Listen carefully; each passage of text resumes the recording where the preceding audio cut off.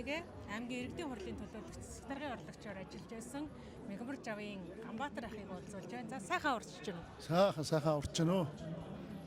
Тэгээд өнөөдөр энэ 100 жилийн хандвын уулзалт дарга хэмжээ маш сайхан юм зохион байгуулалтаа сайхан баг залуучуудын баг ажиллаж байгаа юм байна. За тэгээд тэрнээс гадна бас ус нутгаас төрж гарсан нутгаараа бахархдаг бүхэл хүмүүс энэхүү үйл ажиллагаанд оролцож за тэгээд энэ үйл ажиллагааг маш том хэмжээний Монголын хэмжээний том зохион байгуулалтаа гоё ажил болж гоё оогоо тэмдэглэнэ гэдэгт би бол итгэж байна. Яагаад гэвэл одоо ингээд би одоо зөвхөн ПСР-д хараад сууж идэх юм л да. Тэгээд та нарын явуулж байгаа тэр цуврал тэр үйл ажиллагаанууд маш гоё болж байна.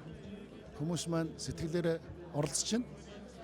Тэгээ олон хүн оролцож, олон хүн ирж улам гоё тийм сэдэлтэй гоё одоо сэтгэл ханамж дүүрнэсийнхэн баяр наадам бас тийм ёслолын арга хэмжээ бас тэгээд хүндэтгэлийн арга хэмжээ нэгээ хүндэтгсэн нутаг орноо бүх юмаа хүндэтгсэн тийм айгүй гоё 100 жил болох байхаа гэдэгт би бүр итгэлтэй байна. Тэгээд би энэ арга хэмжээнд одоо өнөөдөр энд яг энэ хамгийн том арга хэмжээнд нэж оролцож байгаа да их баяртай байна. За баярлалаа. Нутгийн олон хүн таныг хүлээж байна. За баярлалаа.